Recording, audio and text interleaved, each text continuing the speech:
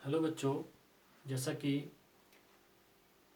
हम last video में समझा रहे थे अणुसंख्यिक गुणधर्म। उसमें हमने बात करी थी अपेक्षिक दाब में अनुमन और क्वथनांक में उन्नयन, और तीसरा था हमारा हिमांक में अनुमन। आज हम जो डिस्कस करने वाले हैं आपसे वो है हमारा चौथा पॉइंट, प्रासरण दाब ऑस्मोटिक प्रेशर। तो जो प्रासरण दाब है ये भी क्या है, एक क्वालिटी प्रॉपर्टी रखता है, अणुसंख्यिक गुणधर्म रखता है। तो आज इस पर हम बात करने वाले हैं। और जब हम परासरण दाब की बात करते हैं तो पहले हमें क्या समझना होगा, परासरण को समझना होगा। बायो स्टूडेंट बहुत अच्छे तरह से जानते होंगे कि परासरण क्या होता है। तो परासरण को हम देखते हैं कि प्रकृति में कई घटनाओं में हमें परासरण दिखता है। अगर कोई जानवर पानी में पड़ा रहे वो फूल जाता है, या मटर और चने को हम भिगो देते हैं तो कुछ टाइम में वो क्या होते हैं, फूल जाते हैं। तो ये सब परासरण की प्रक्रिया है और परासरण की घटना है। और तो परासरण की घटना में हम देखते हैं किसी घटना में पानी बाहर का, जल का बाहर को प्रभाव होता है, और किसी में जल का अंदर को प्रभाव होता है। तो ये सब घटनाओं को मैं एक सिंपल उदाहरण से आपको समझाना चाहूँगा। तो जैसे कि एक पात्र हम ले लें,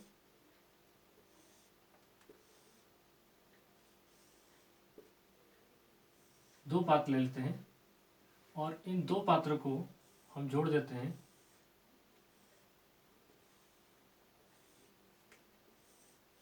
इन दो पात्रों को हम जोड़ देते हैं किससे, अर्धपारगम्य झिल्ली।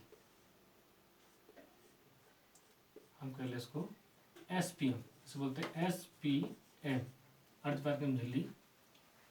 तो ये अर्धपारगम्य झिल्ली क्या होता है, इस पर हमें विशेष ध्यान रखना है। जैसे बच्चों आपने देखा होगा प्याज आप जनरली यूज करते होंगे, प्याज के अंदर एक झिल्ली होती है। वैसे ही प्रत्येक एनिमल्स एंड प्लांट्स में ये झिल्ली पाई जाती है, और सिंथेटिक भी ये झिल्ली बनाई जाती है। तो ये हमें ध्यान रखना है। और ये झिल्ली का एक विशेष गुण है, इस झिल्ली में केवल विलायक के कण पार हो सकते हैं, लेकिन विलेय के कण पार नहीं होते हैं। तो ये हमें ध्यान रखना है। तो ये झिल्ली का काम क्या है, तो माना ये पात्र A है और ये क्या है, पात्र आपका B। और पात्र A में हमने क्या भर दिया, जल भर दिया, शुद्ध जल। इसमें हमने शुद्ध जल भर दिया, पात्र में हमने शुद्ध जल भर दिया, इसमें भर दिया हमने शुद्ध जल। शुद्ध जल इसमें हमने भर दिया, और इसमें भर दिया हमने मिश्रण। ये जल के साथ हमने इसमें यहाँ पे क्या ले लेंगे, जल के साथ यहाँ हम विलेय, ठोस विलेय भी यहाँ पे हम ले लेंगे। तो बच्चों यहाँ पे मैं परासरण को आपको समझाना चाह रहा हूँ, ध्यान से देखेंगे, ध्यान से सुनेंगे, ध्यान से समझेंगे। इसके देखिए यहाँ पे हमने क्या ले लिया, ठोस। ठोस क्या है हमारा, विलेय, और प्लस जल। ठोस, विलेय और जल हमने पात्र B में ले लिया। अब यहाँ पे ध्यान देने वाली बात है, अब देखिए पात्र A में क्या हमारे पास शुद्ध जल है, और पात्र B में क्या हमारे पास ठोस प्लस जल है, मीन्स विलेय और विलायक हम कह लें। तो इसमें मिश्रण है और इसमें फ्री जल है आपका, एक ही अणु उपस्थित है। तो इसमें हम देखते हैं, तो हम देखें इसमें, अगर हम देखते हैं इस पात्र में और इस पात्र में हम कंपेयर करें, इसमें केवल क्या है, जल के अणु हैं। तो ये इसको भी एक विलयन मान लें, इसको भी विलयन मान लें। तो यहाँ पर विलयन की सांद्रता, दोनों में विलयन की सांद्रता किस में ज़्यादा होगी, विलयन की सांद्रता इसमें ज़्यादा होगी।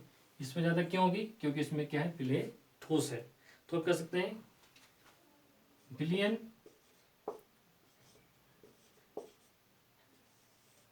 A की सांद्रता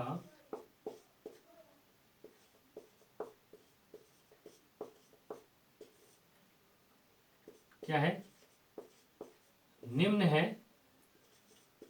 एज कंपेयर टू विलयन B। तो हम लिख देंगे यहाँ पे विलयन B की सांद्रता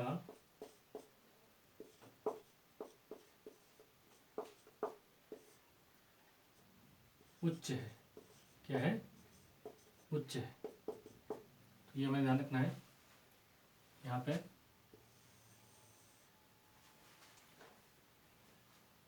विलेन ए में सांद्रता निम्न है, उसमें क्या है? उच्च है। क्यों है? क्योंकि यहाँ पे केवल क्या है? जल के अणु है, तो इस विलेन की सांद्रता में कम है, क्योंकि यहाँ पे हमने विलेय मिला दिया तो यहाँ सांद्रता बढ़ गई। और दूसरा टर्म्स क्या हमारा, अब हम कह रहे हैं दूसरे शब्द में ये कह सकते हैं विलायक के केस में, तो यहाँ पे विलायक की सांद्रता क्या है? ज़्यादा है, और यहाँ पे विलायक की सांद्रता कम है। विलायक की सांद्रता कम क्यों है? क्योंकि यहाँ पे विलायक के साथ हमारे क्या है? विलेय भी उपस्थित हैं, तो यहाँ पे विलेय के अणु ज़्यादा हैं, तो विलेय के अणु की संख्या यहाँ ज़्यादा होगी, सॉरी विलायक के कणों की संख्या, और यहाँ पे विलायक के कणों की संख्या कम होगी। किसकी वजह से? ठोस विलेय भी यहाँ पे है। तो एक निश्चित आयतन में हमने ले रखा है, लेकिन हमें ध्यान रखना है एक निश्चित आयतन में। यहाँ पे वॉल्यूम क्या है? निश्चित है। अब देखिए यहाँ पे हम लिख सकते हैं विलायक की सांद्रता पात्र ए में उच्च है और पात्र बी में विलायक की सांद्रता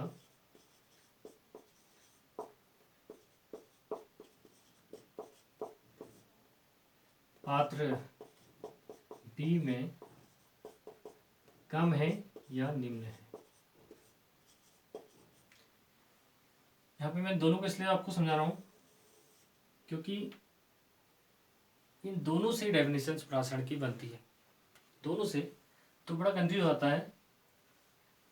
तो यहाँ पे उच्च से हम कहते हैं प्रासरण उच्च से निम्न, निम्न से उच्च। एक्चुअली में प्रासरण क्या होता है? मीन्स हाई, हम कहेंगे जहाँ पे ज़्यादा होंगे वहाँ की ओर क्या करता है? निम्न से उच्च की ओर विलायक के कणों की क्या होता है? मूवमेंट होता है। तो जैसे हम देखें, पहला विलयन ए की सांद्रता निम्न है और विलयन बी की सांद्रता निम्न है, तो इस पे क्या परिभाषा बनती है? देखिए, वह प्रक्रिया जिसमें विलायक के अणु कम सांद्रण वाले विलयन से अधिक सांद्रण वाले विलयन में अर्धपरागण झिल्ली से होकर प्रभावित होते हैं, इसे प्रासरण कहते हैं। तो ये फर्स्ट पॉइंट में जो आपको दिखा रहा हूँ, इससे परिभाषा बनती है, कंफ्यूज नहीं करना है। और जो दूसरी परिभाषा से बन जाती है विलायक के टर्म्स में, अगर दोनों हम विलायक में कंपेयर करें सांद्रता के बजाय, विलायक का अपनी उच्च सांद्रता से निम्न सांद्रता की ओर गमन करना प्रासरण कहलाता है। मीन्स विलायक की अपनी उच्च सांद्रता से निम्न सांद्रता की ओर गमन करना क्या कहलाता है? परासरण कहलाता है। इसका मतलब परासरण कहाँ को हो रहा है? यहाँ को हो रहा है। परासरण ए से बी को हो रहा है। कहाँ से हो रहा है? ए से बी को, बी पात्र को। यहाँ पे विशेष ध्यान हमें देना है, ए से बी को क्या हो रहा है? परासरण हो रहा है। और बीच में हमने क्या रखा है? अर्धपरागण झिल्ली। तो एक सतह परासरण हो रहा है, क्योंकि हम कह रहे हैं कि यहाँ पे जो सांद्रता है विलयन की यहाँ ज़्यादा है और यहाँ विलयन की सांद्रता कम है, तो कम से अधिक की ओर सांद्रता होती है। तो ये प्रकृति का भी नेचर है। हम देखते हैं कहीं भीड़ भाड़ जगह होती तो हम देखते हैं वहाँ, और हम वहाँ जाने की कोशिश करते हैं। एक सिंपल सा उदाहरण हम कह सकते हैं, तो जहाँ पे भीड़ होती है तो वहाँ पे मीन्स एक प्रकृति का नियम भी है, जहाँ पर ज़्यादा होता है वहाँ कम वाले वहाँ को जाने की कोशिश करते हैं। मीन्स जैसे हम ये कह रहे हैं कि यहाँ पे सांद्रता कम है, तो यहाँ सांद्रता कम से अधिक सांद्रता की ओर स्वतः ही विलायक के कण अपने क्या करने लगते हैं? प्रभावित होने लगते हैं, और एक सतत स्वतः प्रोसेस ही होती है, जिसे हम क्या कहते हैं? प्रासरण कहते हैं। और अर्धपरागण झिल्ली मैंने बताया था, अर्धपरागण झिल्ली क्या है? SPM, इसको हम कह सकते हैं सेमी परमेबल मेम्ब्रेन। अर्धपरागण झिल्ली अपने में से होकर केवल विलायक के कणों को गुजरने देती है, विलेय के कणों को नहीं गुजरने देती। तो बच्चों, ये हो गया हमारा प्रासरण क्या है। और अगर हमें प्रासरण समझ में आ गया है, तो अब हम आते हैं, अब बात करते हैं प्रासरण दाब की। प्रासरण दाब की, प्रासरण दाब की। अब हम प्रासरण दाब की बात करते हैं और जिसको किससे डिनोट करते हैं, पाई से। इसको किससे प्रदर्शित करते हैं, पाई से। अब देखिए कंडीशन हमारे पास क्या है, यहाँ पे क्या हो रहा है, अभी सतत क्या हो रहा है, एक निश्चित आयतन में क्या हो रहा है, प्रासरण हो रहा है। अब अगर पात्र बी में जहाँ को प्रासरण हो रहा है, इस पात्र में हम क्या लगाते हैं, दाब लगाते हैं। क्या लगाते हैं, दाब। क्या लगाते हैं, यहाँ पे दाब लगाते हैं, प्रेशर लगा लें, प्रेशर पी। यहाँ पे हम एक्सटर्नल बाहर से इसमें दाब लगा दें, तो ये दाब क्या कर सकता है, दाब लगाने पे क्या होगा, ये जो सतत प्रोसेस चल रही थी, प्रासरण हो रहा था, ये प्रासरण क्या हो जाएगा, रुक जाएगा। मीन्स प्रासरण को रोकने के लिए हम क्या लगाते हैं, दाब। और जो इस प्रासरण को रोकने में दाब लग रहा है, उसी दाब को हम कहते हैं प्रासरण दाब। बिल्कुल कंफ्यूज नहीं करना है, बहुत सिंपल वर्ड में। तो हम कह सकते हैं प्रासरण को रोकने में जो सतह प्रासरण हो, वह दाब जो प्रासरण की प्रक्रिया को रोकता है। हम सीधे सीधे इसको सिंपल टर्म्स में लिख सकते हैं, वह दाब जो प्रासरण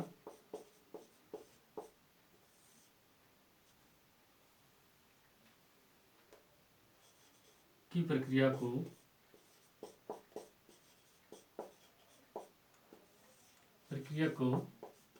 रोकता है।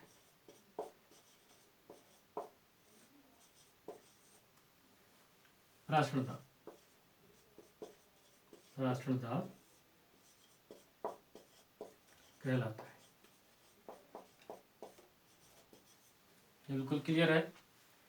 अब यहां से जैसे हम दाब लगाएंगे तो प्रासरण क्या होगा, रुकेगा। लेकिन कितने दाब लगाने से प्रासरण आपका रुकेगा, वो क्या कहलेगा, पाई, प्रासरण दाब। ये इंपॉर्टेंट पॉइंट है। और इसी प्रासरण दाब को हम कह रहे हैं कि ये क्या है, एक आनुषंगिक गुणधर्म है। अब ये आनुषंगिक गुणधर्म कैसे है कि हमें कितना दाब लगाना पड़ेगा, ये किस पर निर्भर करेगा, विलय की सांद्रता। मीन्स जो ठोस अवयव हमने इस विलयन में मिलाया है, उसकी अणु की संख्या पर निर्भर करेगा। इसलिए कह रहे हैं कि हम प्रासरण दाब क्या है, एक आनुषंगिक गुणधर्म है। तो बच्चों इसको हमें विशेष ध्यान देना है। अब देखिए प्रासरण दाब हो गया आपका। यहां पे देखिए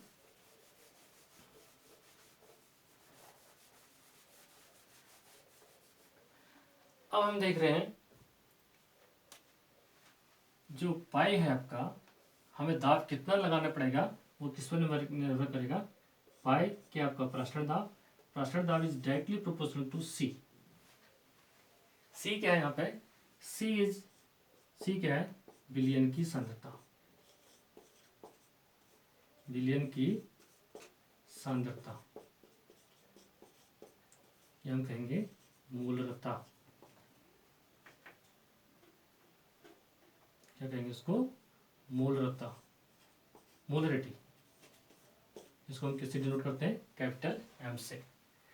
तो जो इस विलयन की सांद्रता है वो किसके समानुपाती होगा, पाई के समानुपाती होगा। मीन्स प्रासरण दाब के समानुपाती होगा। तो जितना आपका, मैं कह रहा हूँ कि जितना आपका ठोस विलय की सांद्रता इसमें होगी, जितनी इसकी मोलिटी होगी, जितनी इसकी कंसंट्रेशन होगी, उतना ही हमको ज़्यादा दाब की आवश्यकता होगी। किसके लिए, प्रासरण को रोकने के लिए। तो इसलिए हम ऐसे कह रहे हैं pi is directly proportional to C. और दूसरा, this is the suppose equation number 1। और दूसरा क्या है, pi is directly proportional to T. Constant volume पे अगर हम आयतन को स्थिर रखते हुए इस निकाय को क्या करें, गर्म करें, तो डेफिनेट होगी इस निकाय की गतिज ऊर्जा क्या होगी, बढ़ जाएगी। और बढ़ेगी तो गतिज ऊर्जा बढ़ने क्या होगी, इसके अणु का जो मूवमेंट होगा, कहाँ से, ए से बी की ओर, मीन्स जो प्रासरण होगा उसकी गति भी बढ़ेगी, प्रासरण होगा। तो प्राशन होगा, जितना स्पीड से प्राशन होगा तो उतना दाब की हमें क्या पड़ेगी, ज़रूरत पड़ेगी। मीन्स प्राशन दाब भी हमको उतना ही उसके अगेंस्ट लगाना पड़ेगा।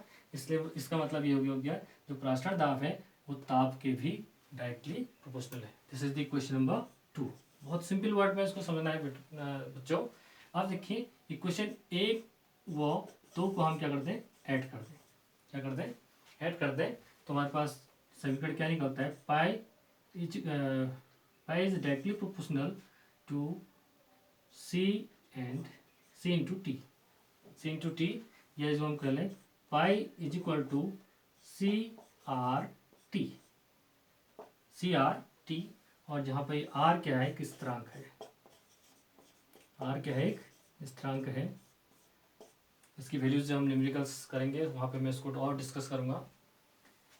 ये क्या हो गया आपका, ये निकल गया आपका फाइनल फॉर्मूला। यहाँ पे इसको समझेंगे, pi is equal to C R T. बहुत सिंपल सा है। अब सी इज इक्वल टू क्या था आपका, जो सांद्रता है, सी इज इक्वल टू था आपका W A upon M A into V, volume. मूलतः की हम बात कर रहे हैं तो पर्टिकुलर उस अवयव का वेट बट्टे उसका मोलिकुलर मास एट पर लीटर वॉल्यूम। जैसे हम बोलते हैं 1 m NaCl, तो 1 मोल NaCl का 1 लीटर वॉल्यूम आयतन में, तो ये मोलिटी के लिए हम यूज करते हैं। तो वैसे यहाँ पर जो सांद्रता है हम कहेंगे मोलर सांद्रता है किसकी, विलेय की। इसलिए हम विलेय का अणुभार बट्टे मोलर द्रव्यमान गुणा आयतन भी यहाँ पे हम लेंगे। और इस वैल्यू को हम समीकरण नंबर, इसको हम समीकरण नंबर 3 दे दें, इसमें फुटअप कर दें तो हमारा निकलता है pi is equal to W A upon M A into V into R T. तो ये फॉर्मूला निकल के आता है। ये आपके न्यूमेरिकल्स में काम आएगा, इसलिए फॉर्मूला को बताया जा रहा है।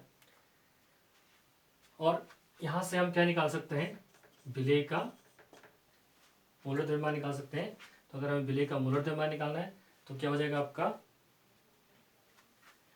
W A R T upon W into R T upon क्या हो जाएगा पाई इंटू वी, वॉल्यूम, कितना हमको आयतन दिया है। तो बहुत सिंपल से टर्म्स में मैंने समझाने की आपको कोशिश करी है, तो इसको बड़े ध्यान से देखेंगे। अगर इससे आगे हम इसमें न्यूमेरिकल्स करेंगे, इसके आगे आप बात करते हैं। तो जैसे कि मैं बता रहा था, ये हो गया आपका प्रासरण दाब। और प्रासरण दाब के लिए हमारा महत्वपूर्ण मैंने बताया था, ये जो फॉर्मूला में निकल के आया इसमें हम फिर डिस्कस करेंगे जब इसके न्यूमेरिकल्स करेंगे। तो प्रासरण के भी मैंने बहुत सारे उदाहरण आपको दिए हैं, और समय की घटना में बहुत सारे उदाहरण हमारे पास होते हैं। जैसे हम जो आपको बुक्स में दिया होगा, एग, अगर अंडे को हम एक सामान्य जल में रखें एक अंडे को, और एक अंडे को हम क्या किस में रख दें, नमक के पानी में रख दें बहुत देर तक, तो हम देखते हैं नमक के पानी में अंडा सिकुड़ जाता है और पानी में अंडा फूलता है। तो ये कारण क्या है, प्रासरण का है, ऑस्मोसिस का है। एक में क्या है, पानी अंदर को जा रहा है और एक में बाहर को आ रहा है। तो ये किस पर निर्भर करता है, उसमें हम बात कर चुके हैं। अब हम बात करेंगे प्रतिलोम प्रासरण, मीन्स एंटी ऑस्मोसिस क्या होता है। अब प्रतिलोम प्रासरण क्या है, इस पर बात करेंगे। यदि विलयन पर प्रासरण दाब से, मीन जो प्रासरण दाब पाए है उससे अधिक दाब लगाए जाए तो प्रासरण की दिशा बदल जाती है। इसे प्रतिलोम प्रासरण या प्रतिलोम प्रासरण कहते हैं। ये सिंपल सी एक उदाहरण, इसलिए महत्वपूर्ण इसका योगदान किस में है, जो समुद्री जल होता है, और समुद्री जल में बहुत सारे लवण होते हैं, इसलिए उसे कहते हैं खारा पानी है, काफ़ी नमकीन पानी होता है, और उसमें मैक्सिमम क्या होता है, सॉल्ट होता है। अगर उस पानी को हमें क्या करना है, साफ़ करना है, उसको शुद्ध जल में हम उसको लाना है, तो हम प्रतिलोम प्रासरण का ही सहारा लेते हैं। तो उसमें प्रतिलोम प्रासरण हम कैसे लगाएंगे, और इसका उपयोग भी समुद्री जल को साफ करने में हम करते हैं। जैसे ये बीच में क्या है आपका SPM है, मीन्स सेमी पेरिवियल मेम्ब्रेन, अर्धपारगम झिल्ली, और ये हमें पता है कि अर्धपारगम झिल्ली से केवल विलय के अणु पास हो सकते हैं, विलय के अणु इससे नहीं गुजर सकते। ये इसकी विशेष प्रॉपर्टी है जो आपको प्रकृति में प्लांट और एनिमल दोनों में ये झिल्ली मिल सकती है, और इसको सिंथेटिकली भी इसको हम बना सकते हैं। और इस साइड में इसमें क्या है, इस साइड में हमने अर्धपारगम झिल्ली की इस साइड में हमने क्या भरा, इसमें समुद्री जल,